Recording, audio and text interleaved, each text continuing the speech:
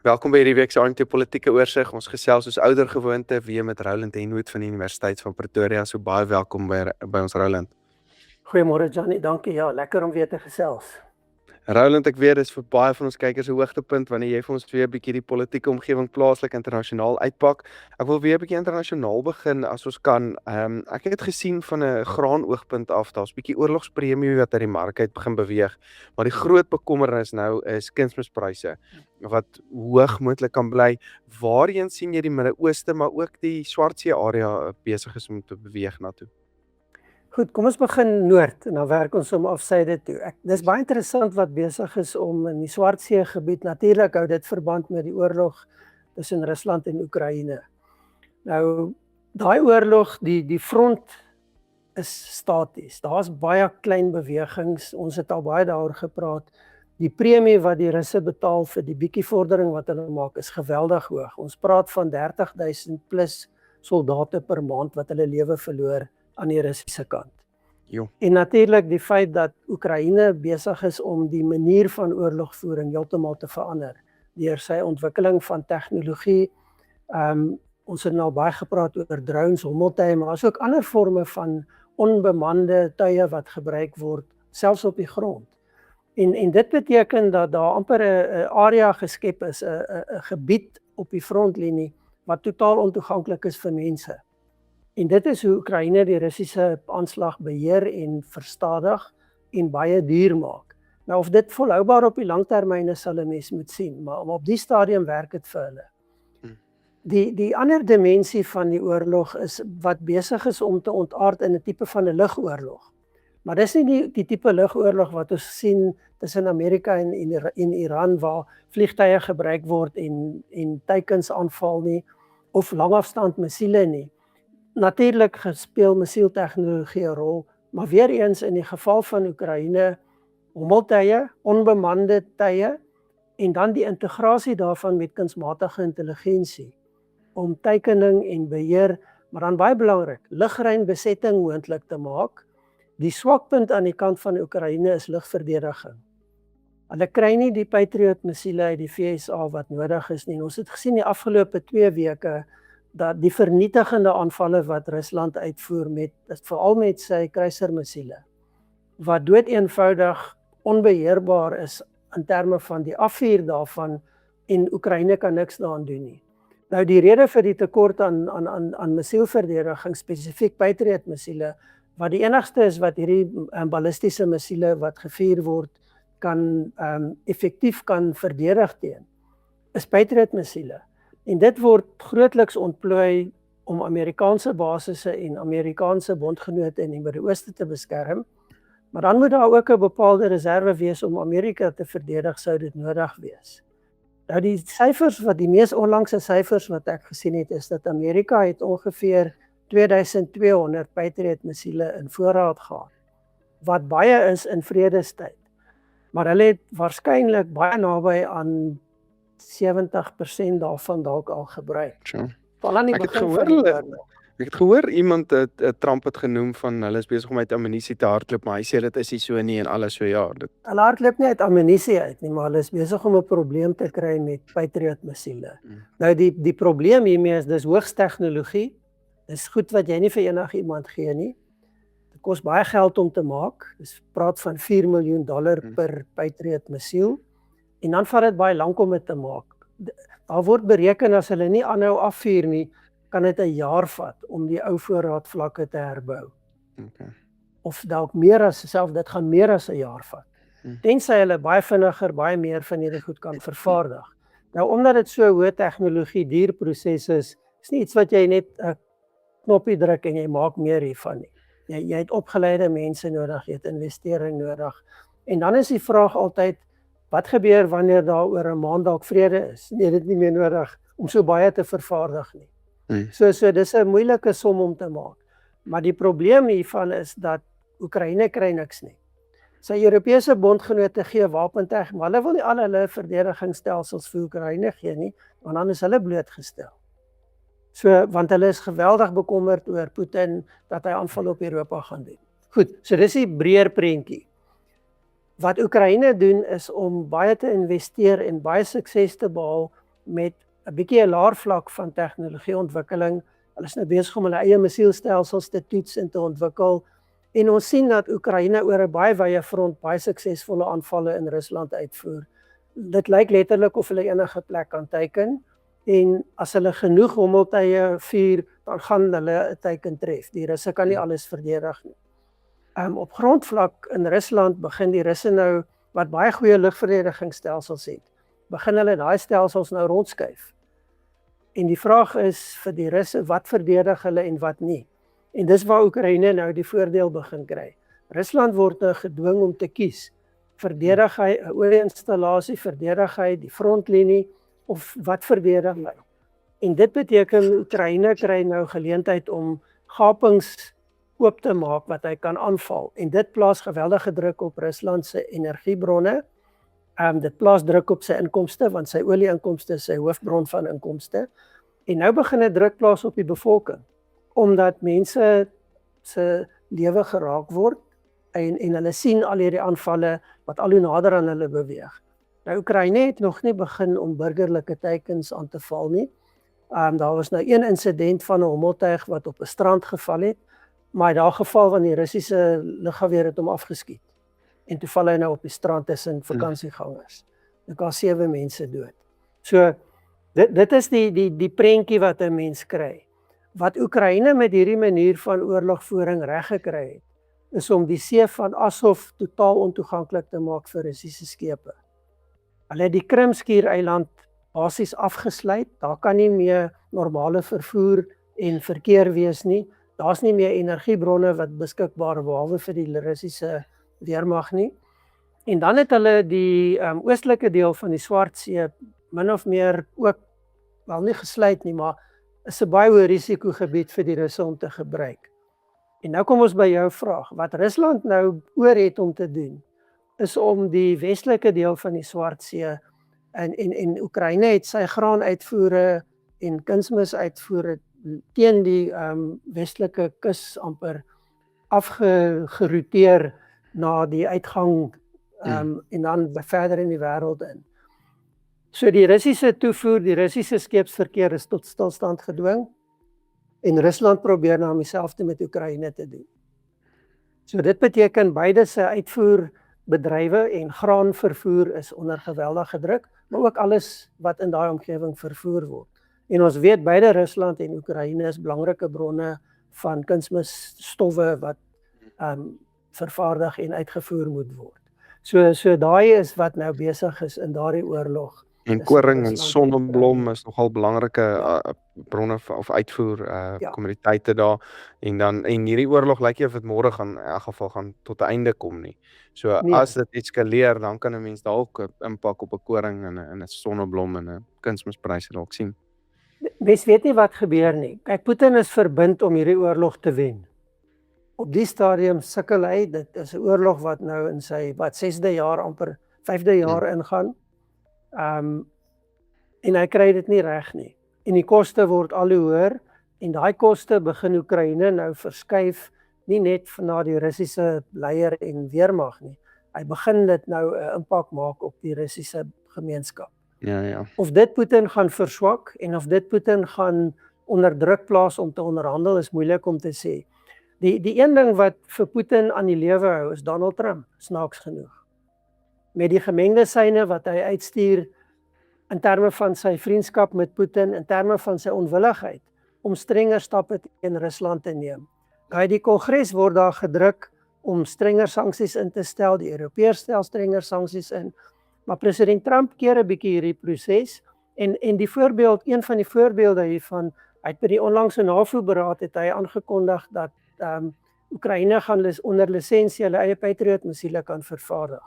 Verlede week het hy gesê nee, dit gaan nie meer gebeur nie. Daai toestemming gaan nie na dit toe gaan nie. So en onmiddellik daarna sien mense 'n verskerping in Russiese missielaanvalle. So daai met manier hoe Trump kommunikeer, die posisionering van hom as president binne die VSA na die buitewêreld toe, is iets waar Putin onmiddellik reageer. En ons het hierdie patroon al baie keer in die verlede gesien.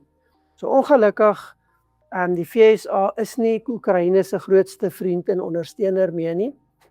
Dit is Europa en dis in die belang van Europa, maar hulle kan nog nie lewer wat Oekraïne nodig het soos wat die VSA dit kon doen nie. En die gemengde syne uit die Withuis uit is besig om Oekraïne tot 'n baie groot mate te ondermyn. Dit help hulle nie.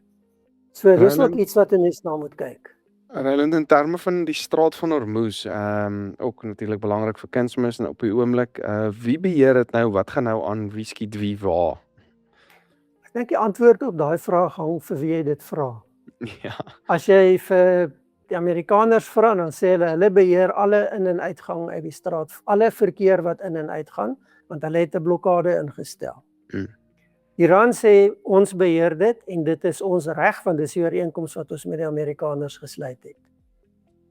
Ander golfstate sê, maar dit is 'n internasionale seestraat. Dit is nie veronderstel om deur iemand beheer, dit moet vrye navigasie hê. Nou, wat ons nou weet is dat president Trump het nou van verlede week af aangekondig en hy sê herhaal dit, dat hy 'n baie groot aanval op Iran terughou, want ons is naby aan 'n ooreenkoms. Marco Rubio het ook gesê ons is naby aan 'n ooreenkoms. En dis toe die oliepryse 'n bietjie terugsak, né? En dan val die olieprys onmiddellik. Visie-president JD Vance sê ons is besig om te onderhandel, ons verwag 'n ooreenkoms, maar dis taai onderhandelinge. Die Iraniërs is moeilik om mee te onderhandel, maar ons gaan daar kom. So dis die boodskap uit Washington uit. Iran sê ons onderhandel nie met die Amerikaners nie. Ons geen onderhandelinge en gesprekke met hulle nie. Nou tegnies is dit korrek, want daar's nie direkte onderhandelinge nie. Maar daar's wel onderhandelinge met Oman om 'n ooreenkoms te bereik oor hoe gaan die straat van Hormuz in die toekoms bestuur word. Nou Oman het aanvanklik met Iran direk onderhandel, toe het hulle druk van die VSA gekry en gesê julle gaan nie 'n ooreenkoms sluit ten koste van al die ander nie. Nou onderhandel hulle skynbaar met baie sterk ondersteuning en insette van die VSA. Maar tot watter mate dit in 'n ooreenkoms gaan beslag kry, kan ons nie sê nie. Wat wel lyk is dat Oman en Iran naby aan 'n ooreenkoms is oor hoe die straat van Hormuz in die toekoms bestuur gaan word. Die vermoede is op die stadium, dit gaan nie 'n oop en 'n vrye navigasie seestraat wees nie.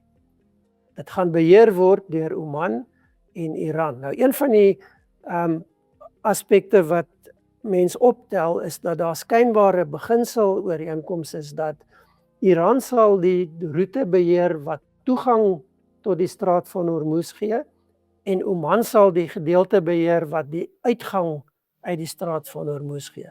So amper 'n noord-suid verdeling. As jy ingaan in die straat van Hormuz, gaan jy deur Iranese water vaar, jy gaan waarskynlik moet betaal daarvoor. As jy uitkom uit die straat van Hormuz, gaan jy die Oman gebied gebruik, gaan daar 'n koste wees, waarskynlik. Die risiko hiervan is dat jy bevestig 'n beginsel wat teen die seereg is, the law of the seas. Jy gee vir Iran 'n inkomste en 'n vashou plek wat hulle nooit gehad het nie. Jy maak die ander golfstate wat afhanklik is van die straat van Hormuz, maak jy op hierdie manier afhanklik van Iran. Ja. En dit is die risiko. Jy maak die wêreld afhanklik eintlik van Iran op 'n manier. Wel tot 'n mate. Ek dink wat ons sien is dat die wêreld is klaar minder afhanklik van Hormuz as wat hulle 6 maande terug was.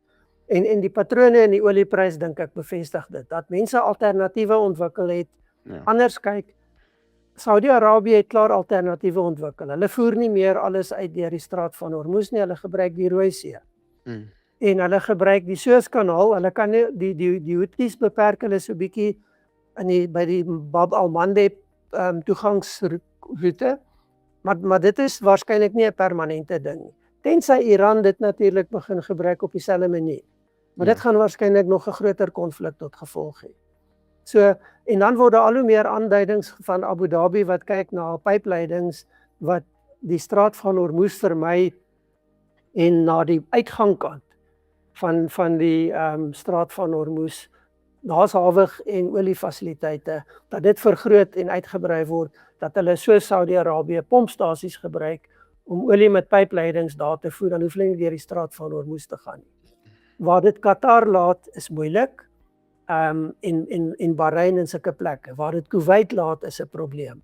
So dis die 3 wat mens na moet kyk wat onder baie druk gaan kom vorentoe. Maar daar sal 'n mens moet sien, president Trump hou vol, dit gaan nie gebeur nie. Maar dit lyk asof dit die rigting is waarin dit beweeg. So dis onseker wat daar gaan gebeur. Ons moet wag en sien of daar 'n ooreenkoms is, wat die aard van daai ooreenkoms gaan wees, en dan is dit 'n 60 dae ooreenkoms of is dit 'n permanente ooreenkoms? En dan natuurlik is dit oop vir interpretasie, maar ook oop vir mense wat sê, ons gaan Den Haag toe, ons gaan hierdie saak na die hof toe vat.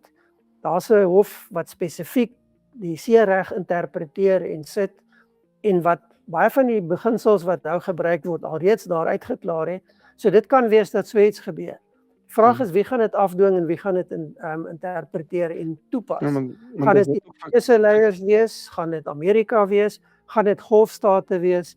En ek dink die punt wat ek wil maak is, die onsekerheidsvlakke is hoog en die risiko vir konflik bly hoog. Ja, en as dit tog verkeerd geïnterpreteer word, kan al hierdie ander, want ons tog baie ander strate en baie ander areas wat ook sensitief is vir vervoer, en dan kan dit daai lande net besluit, okay, ons gaan dit ook dan op daai manier doen. Al dis die risiko, daar is 7 belangrike sulke knelpunte of choke points soos wat dit genoem word in die wêreld. Heelwat van hulle in Asië, in die Indo-Pasifiese gebied. So daar gaan gekyk moet word, wat se voorbeeld word hier gestel en wat gebeur. Een van die kritiese faktore onderliggend aan handel en vrye handel is juis vrye toegang tot seeroetes. En as ons dit begin verander, dan beteken dit ons begin 'n kostepremie plaas, maar die probleem is nie die kostepremie alleen nie. Dit kan 'n mens nog oor tyd sê, goed, dit word ingebou in jou stelsel. Die probleem is jy gee politieke beheer aan rolspelers wat jy nie noodwendig op die langtermyn kan vertrou dat hulle gaan hou by ooreenkomste of dat hulle nie net hulle eie belange gaan dien nie. En daar's 'n hele klomp rolspelers wat waarskynlik op die langer termyn, as hulle die geleentheid het, dit sou probeer doen. Ons het reeds gesien waar in Suidoos-Asië, waarvan hierdie straat van Malakka wat gesê is, ons gaan dieselfde doen, 'n minister, en toe die minister van buitelandse sake en die president kom en sê, julle sal nie dit doen nie. Want dit gaan geweldige onsekerheid en manipulering of dit skep die geleentheid daarvoor. So daar's hoë risiko's hieraan verbonde. As ons nou 'n bietjie plaaslike nuus gaan kyk, ek weet daar's 'n paar goed wat nou gebeur, wat ons oor kan gesels, maar kom ons begin dalk by Eskom. Wat se impak het hulle ook nou, en ek dink van die ekonomiese groei aspek af, kan dit ook nogal 'n bietjie belemmering veroorsaak. Ja, daar's nogal interessante ontwikkelinge. Ek dink die belangrikste is dat daar lyk al hoe meer tekens van konflik of ten minste redelike ernstige verskille tussen Eskom se bestuur, die minister van energie, Ramokgopa, saam met hulle, en dan die presidentsie rondom die ontbondeling van Eskom. Ons het nou weer gesien in hierdie week waar die president baie sterk standpunt inneem dat die ontbondeling sal plaasvind, dat Eskom gaan nie die alleen beheer hê van hierdie nie. Daar gaan die idee is om 'n vrye mark te skep in terme van opwekking, distribusie en dan die eindpunt verbruikers se koneksies en goed. Mens kry die indruk dat daar nog in die regerings- en Eskom konteks baie sterk gefokus word op die ou model van Eskom as die primêre verskaffer en steenkool as die basis van elektrisiteit, en dan iewers vorentoe 'n uitbreiding van kernkrag om 'n basislading te verseker. Nou tot watter mate dit nog realisties is 'n oop vraag. En een van die belangrike kwessies hier is dat die toename in privaat opwekking en die uitbreiding van privaat opwekking, maar noem dit dan breër die groen energie of die alternatiewe energiemark, is besig om baie vinnig te groei. En dit natuurlik verlig baie druk op Eskom, maar nou begin die realiteit inskop dat die koste vir Eskom geweldig hoog is. Nie omdat Eskom betaal nie, maar omdat Eskom nie meer betalende verbruikers behou nie. En natuurlik wat nie help hiermee nie, is die koste van Eskom se energieverskaffing wat buitensporig hoog is. Dis om historiese verliese en die hele staatskapingsera se gevolge ongedaan te maak. En die vraag is tot watter mate jy 'n besigheidsmodel kan volg waar jy 'n markbenadering het wat die president skynbaar dryf en dan hierdie geslote benadering het, een wat sê ons is geregtig om historiese verliese op te maak deur ons verbruikerskostes te verhoog, deur ons verbruikers in basies te belas. In 'n omgewing waar mense nou die keuse het en al hoe meer mense die keuse het om eie of onafhanklik te raak van Eskom of minder afhanklik te raak. En as ons kyk na die syfers van opwekking, van energiebehoeftes en die hoeveelheid inisiatiewe wat geloods is rondom of alternatiewe opwekking. Dink die president het hierdie week in sy nuusbrief geskryf, jy sien amper by die 700,000 energieprojekte wat alternatiewe energie opwek. Nou die effek daarvan is natuurlik dat die vraag na Eskom energie geweldig afgeneem het. En Eskom lyk beter. Die vraag is, lyk hulle beter omdat hulle beter presteer en instandhouding doen, of lyk hulle beter omdat hulle nie meer soveel energie hoef te lewer nie? Ja. Ons weet nie heeltemal wat die antwoord daar is nie, of ek weet nie heeltemal nie. Daar's verskillende interpretasies wat 'n mens kry. Maar dit het belangrike effek. En dis interessant hoe, miskien net dit lyk of daar 'n bietjie van 'n konflik is tussen die presidentsie, die minister van energie en Eskom aan die ander kant. En die vraag is, wat gebeur as president Ramaphosa nie meer hierdie dryf nie? Wat gaan Ramokgopa doen? Gaan hy Eskom ondersteun? Sien hy dit as 'n magsbasis vir politieke gewin, sy eie politieke loopbaan? Of is hy werklik oortuig en verbind dat dit die manier is om Suid-Afrika sy elektrisiteitsbehoeftes vorentoe te vat? En ons weet een van die kritiese elemente in ons ekonomiese groeiomgewing is energie en veral elektrisiteit. En so dit speel in op die hele konteks van lae ekonomiese groei. Nou interessant dat Lesetja Kganyago van die Reserwebank het vroeër hierdie week in 'n toespraak gesê die effek van staatskaping en die effek soos wat ons nou gesien het van Eskom en swak munisipale regering is twee van die grootste belemmerende faktore op ekonomiese groei in Suid-Afrika. Maar uit Eskom se scenario wat ons na kyk, dit wat Kganyago sê, en dan is daar 'n interessante verslag van die Industriële Ontwikkelingskorporasie wat verwys na die feit dat daar omtrent geen privaat investering is nie. Ten spyte van groot bedrag geld, hulle praat van 2 triljoen rand wat moontlik daar is, maar wat mense nie gebruik nie. Is dit nou algemeen? Nie net noodwendig aan energie-infrastruktuur nie. Nee, dis geld wat maatskappye mee sit wat hulle mee investering kan dryf. En die spesifieke verwysing is masjinerie en kapitaalinvestering. Want dit is wat industriële ontwikkeling en werkskepping behoort te dryf. Maar dis 'n beleidskwessie wat net val eintlik. Maar dis die punt, dis die derde punt wat ek dink wat mense hierna moet kyk. En dis dalk op die langtermyn die belangrikste een. Hy het 'n historiese konteks, maar hy het ook 'n toekomstige impak. En dit is dat daar moet geherbesin word oor beleid in Suid-Afrika. Ons is nie besig om beleidsraamwerke te skep, te ontwikkel en te implementeer wat vertroue wek nie. Die regering se vlakke of vertroue in die regering bestaan net nie. As gevolg van hulle geskiedenis van bestuur, korrupsie, inmenging met politieke, ideologiese goed, al die faktore. Maar daar's ook nog steeds die kwessie van beleidsonsekerheid. En daar's 'n ander kwessie. Die president praat die hele tyd, die afgelope 2 jaar praat hy deurlopend van die sogenaamde public-private partnerships, die verhouding of die samewerking tussen privaat kapitaal en die regering, privaat instellings en die regering. Maar die hele tyd word hierdie instellings aangeval en verdag gemaak vanuit die ANC. Die hele tyd kom hierdie instellings onder druk vir goed soos die maffia wat gepraat word in die boukonstruksiebedryf. Dis alles goed wat die regering nie effektief beheer nie. Hulle sê hulle maak vordering, hulle maak waarskynlik vordering, maar die probleme is nie opgelos nie. Ons sien nie dat genoeg mense vervolg en skuldig bevind word en uitgehaal word uit hierdie goed nie.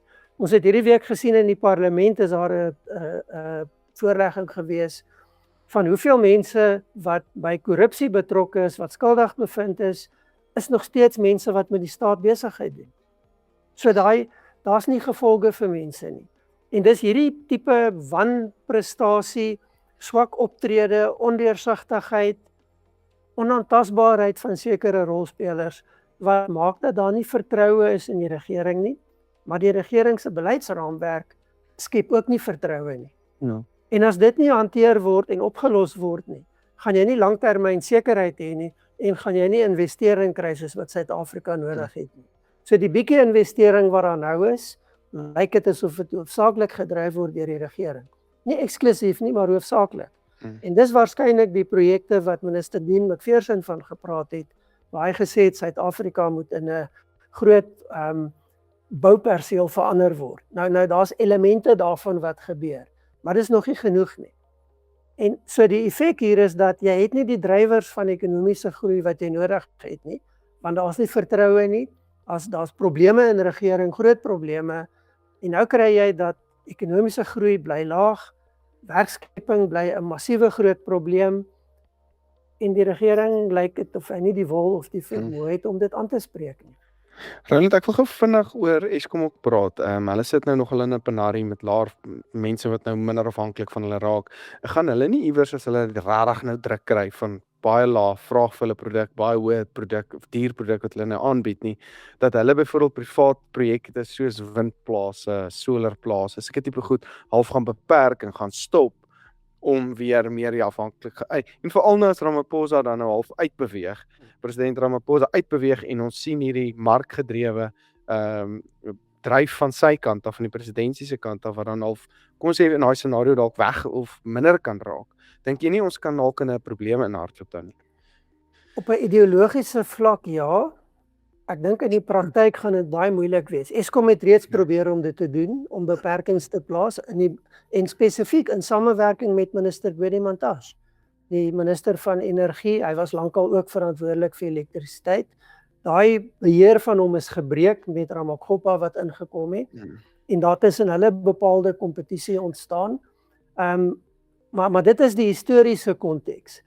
Wat Eskom nou probeer doen is allerhande beperkings plaas, soos heffings en allerhande goed. En dit natuurlik in samewerking met munisipale regerings wat probeer om hulle self te laat oorleef en bronne van inkomste skep, maar ongelukkig nie om elektrisiteitsdienste beter te maak nie, so om salarisse te betaal en al sulke goed. So die beskrywing hiervan, en daar's 'n hele paar mense, ekonome wat hierna verwys, dat Eskom is in 'n doodspiraal. Sy ou besigheidsmodel gaan nie werk nie, en as hy nie gaan aanpas by die nuwe omstandighede nie, gaan hy doeteenvoudig letterlik irrelevant raak. Nou tot watter mate dit gebeur en hoe vinnig dit gebeur is 'n oop vraag. Maar dat hulle al hoe meer onder druk gaan kom is definitief so. Die risiko is polities. Wat gebeur as hierdie dryf nie meer daar's nie? Aan die ander kant, daar's 'n momentum wat ontwikkel het, wat waarskynlik nie baie maklik gestop gaan word nie. Jy kan dit moeiliker maak, jy kan 'n koste-effek inbring, maar dit gaan waarskynlik die gesindhede dryf tot die punt waar daai verdeling gaan dit net verdieping groter word. Ja. So Eskom sal baie mooi moet begin dink, hoe kommunikeer sy nuwe hoofuitvoerende beampte, hoe kommunikeer hy sy suksesse wat hy baie oor praat, en is dit werklike suksesse? Dis maar soos Transnet baie ook. wantroue daaroor. Dis maar ook soos Transnet, toe dit net en dit laat my nou nogal baie dink aan die straat van Hormuz, soos daar meer druk kom en meer, begin mense net alternatiewe begin rondom dit kry, en ons afhanklikheid van dit raak net al hoe minder, en Eskom is half amper in dieselfde situasie. Ja, dit en dan die ander ding is, as die staat hierdie ding verkeerd dryf, dan gaan hy homself begin marginaliseer, nog meer. Ja. Want mense begin alternatiewe, en ek dink dis die punt wat belangrik is. Dit is deesdae moontlik om alternatiewe effektief te gebruik. Ja, jy het die geld nodig om dit te begin doen, maar ons het gesien dat mense maak 'n plan, hulle doen dit. So daar sal baie mooi moet gekyk word vanuit 'n makro-ekonomiese perspektief en 'n beleidsperspektief spesifiek.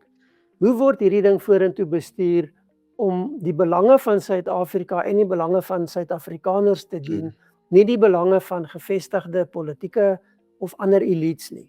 En ek dink ons is op die punt waar daai waarskynlik nou 'n kwessie kan word wat aandag moet begin kry en sal begin kry.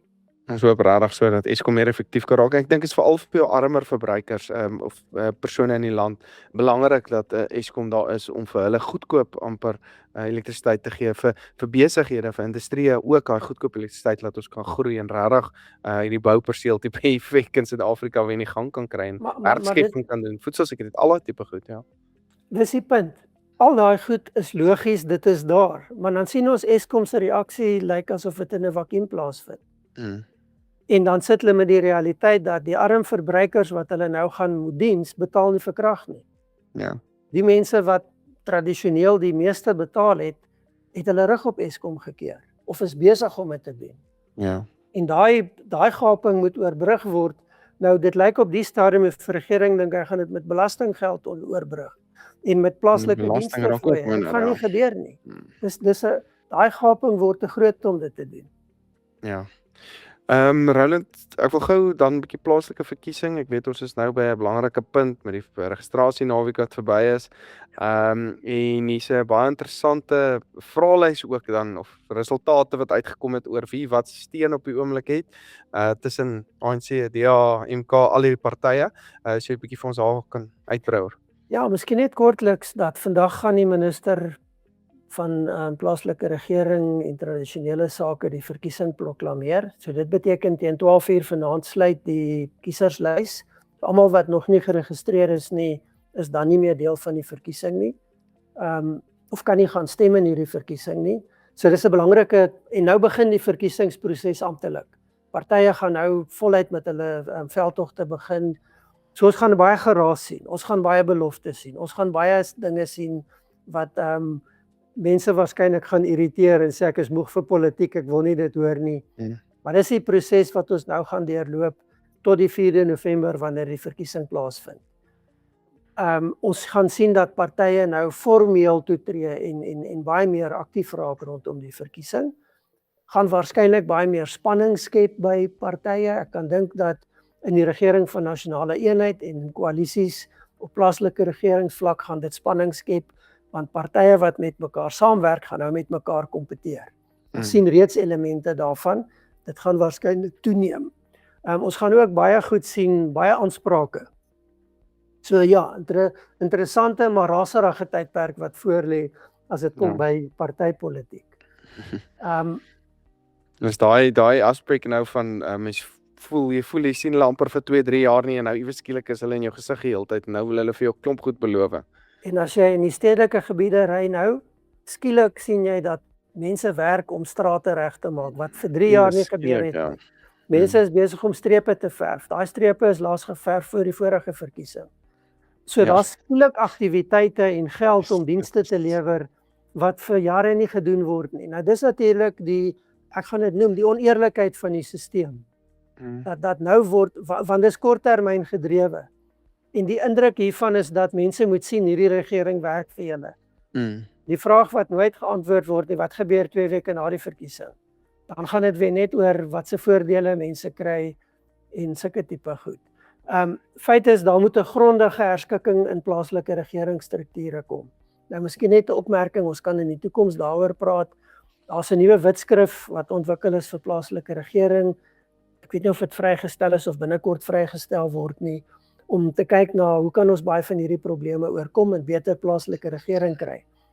Punt is, soos wat ons net nou gesê het, meneer Lesetja Ganyago sê dit, plaaslike regering is besig om die grootste risiko te word vir ekonomiese groei en ekonomiese ontwikkeling. En dis die kritiese element in Suid-Afrika. So 'n belangrike tydvak met belangrike gevolge wat 'n mens na gaan moet kyk. Ek voel so hierdie munisipale verkiesing is amper vir my belangriker as die nasionale een. Ek sê nie dit is nie, maar dit voel vir my dis so wat ons mense op die grond nou aanraak. Jy sien dit is goed as jy by jou deur uitstap, goed wat daai aspekte so, dit is so naby aan jou persoon hierdie verkiesing en is so belangrik hierdie verkiesing dat dit vir my amper op 'n groter vlak is as die nasionale een. Ek dink die fout wat ons in Suid-Afrika gemaak het, en ek praat van ons in 'n breë sin, is dat mense het alle verantwoordelikheid geskuif na die nasionale regering toe. En alles wat gebeur word in daai konteks hanteer. En dis 'n fout. Want wat jou daaglikse lewe en lewenskwaliteit raak. En dis die belangrike punt, lewenskwaliteit. Mm. Jou skoon Basiese water, jou dienste. skoon omgewing, Ja, jou ja. vullisverwydering. Dit het gesondheidsimplikasies. Jou paaie, jou ligte wat nie werk nie, dit het veiligheidsimplikasies. Dis die verantwoordelikheid van plaaslike regering. Maar omdat ons nie aandag gee daaraan en druk op die stelsel geplaas het nie, het dit tot te groot mate verval en die nasionale regering kan dit nie hanteer nie. Nou, natuurlik as ons gaan kyk na verkiesingsstrategieë, dan gaan sekere partye gaan hierdie as 'n nasionale verkiesing hanteer. Die ANC byvoorbeeld. Jy sien nie ANC plakate met 'n burgemeester se gesig op nie, want hulle is doeteenvoudig te treurig. Hulle is korrup en hulle word weggejaag en hulle is ja. Almal sê almal het die president se gesig op. Die DA is die een party wat plaaslike gesigte op sy plakate het, want hy het sterk kandidate, hy het 'n bewese rekord waar hy regeer, en hulle benadering is om te sê, maar hier's die mense wat jou, want dis die mense naby aan jou. So dis twee totaal verskillende maniere van doen. Feit van die saak is, plaaslike regering raak jou elke dag se lewe. Baie meer as die nasionale regering. En dit is hoe mense hierdie verkiesing moet benader. Wat raak my daaglikse omgewing? Roland, maar jy Nou wil ek terugkom gou by syfers, ekskuus. Ja. Alleen Dit die eintlik reëls wat het ek nog ook nie nou daarby gekom nie. eintlik wat ek ook nou wil vra, want die vraelys of die survey wat hulle dan gedoen het, sê die steen en waantoe dit beweeg, en ek dink dit is nogal, kykers is nogal baie nuuskierig oor waantoe daai goed besig is om te beweeg. Ek gaan nie in groot detail op die tegniese ingaan nie. Die nuutste opnames wat nou in hierdie week vrygestel is, Social Research Foundation se syfers, breedweg bevestig dit wat ons, die tendense wat ons die afgelope maande en 2 jaar gesien het. Toenemende afname van ANC steun, hulle praat van ANC steun op 'n nasionale vlak bereken, lê op 25%. Nou jy kan dit verder gaan afbreek. Binne die metropolitaanse gebiede gaan dit in verskillende metros gaan dit verskillende vlakke hê. Maar 25%, onthou in die vorige verkiesing was dit hier by die 50% rond, oor die 50%. In die hoë 40%, in 2024 se nasionale verkiesing was dit 42%. Nou word daar gepraat van 35% af na 32%. Ons weet daar was opnames wat gesê het 29%. Ek wil nie te veel op die syfers ingaan nie, maar die tendens is belangrik. ANC steun is besig om dramaties af te neem. Wat gaan die effek hiervan wees indien dit reflekteer in die verkiesing? Ja, waartoe gaan daai stene, ja? Twee goed. Die eerste een is, die ANC gaan baie minder poste hê om uit te deel. So die geld in die party gaan onderdruk, nog meer onderdruk kom. Die partyleierskap gaan onderdruk kom, want hy gaan nie meer soveel mense in leksheid aan die lewe kan hou nie. Hy gaan nie meer soveel mense kan toegang gee tot staatsgeld, nou is dit in die vorm van salarisse. Dis 'n belangrike ding, want dit gaan waarskynlik 'n langtermyn effek op die party hê, in die sin van, ek kan nie meer by die ANC aansluit om 'n lekker lewe te kry nie. Om klomp geld te kry nie, dit gaan nie werk nie. Tweede belangrike punt as 'n mens hierna kyk is, die greep van die ANC op politiek is besig om te verswak. Nou die vraag hiervan is nou, waar gaan die mense heen wat vir die ANC gestem het in die verlede? Ja. Nou, in die vorige 2 verkiesingsiklusse het hulle nie gestem nie, grootliks. Dit bevoordeel 'n party soos die DA geweldig baie. Want omdat die DA se vlakke van mense wat uitkom en stem hoog is, proporsioneel bevoordeel dit die DA en dit penaliseer die ANC. Indien hierdie getal mense wat nou die ANC nie meer ondersteun nie stem nie, is dit goed vir 'n party soos die DA. Maar indien daai stem verskuif, en dis die belangrike vraag, want as ons na hierdie syfers gaan kyk, dan sê dit vir ons die DA se steun lê so rondom 25%. Nou, daar was 'n opname wat gesê dis 27 of 28%, daar's 'n ander een wat gesê dis 22%. Dis die perk waarbinne die DA beweeg. En die uitdaging vir die DA is om deur daai plafon te breek. As hy dit nie reg kry nie, en dit bly sy steenvlak, en hier's 'n groot klomp stemme wat nou in die mark is. As daai stemme na die MK-party toe gaan, beteken dit die DA bly 'n relatief klein party saam met ander. As daai stemme na die PA toe gaan, dan tas dit die DA se meerderheidsposisie aan in die Wes-Kaap. As daai stemme na Action Suid-Afrika toe gaan, dan beteken dit die DA het amper 'n ewe sterk opponent in plaaslike regering. Nou ek gebruik die DA want dis die tweede grootste party. Ja. En die steun gaan weg van die ANC. Die verwagting is dat dit iewers heen gaan, nie net almal gaan buite stemming bly nie. En ek dink dis die dilemma wat 'n mens mee sit. Wat sê die As 'n party- vraelyste? Waartoe dat wie dit- kan moontlik voordeel trek uit Wel, dit? dis moeilik op die stadium. Want ons is nog nie op 'n punt waar ons daai detail kan vasmaak, dink ek nie. Daar's syfers, maar ek is versigtig daarvoor. Ons kan waarskynlik sien dat in die metropolitaanse gebiede gaan die ANC baie swakker doen. Johannesburg, Tshwane, Mangaung, die plekke kan hulle baie swakker doen. Maar die vraag is, en dis hoekom ek hierdie prentjie skets, gaan ons 'n nuwe meerderheidsparty kry in byvoorbeeld die vorm van die DA, wat onwaarskynlik is? Of gaan ons dood eenvoudig meer koalisieregerings kry? En die vraag dan is, wie vorm hierdie koalisies? En die een ding wat ons nou gesien het in die vorige fase, is dat eenmanpartye, baie klein partye kry te veel mag, en hulle hou partye soos die ANC en die EFF effektief aan bewind. Hulle is nie goeie regerende partye nie. So die vraag hier is, waar skuif die stemme heen? Wie word die nuwe magshebbers? Want is waarskynlik dat jy koalisies gaan kry.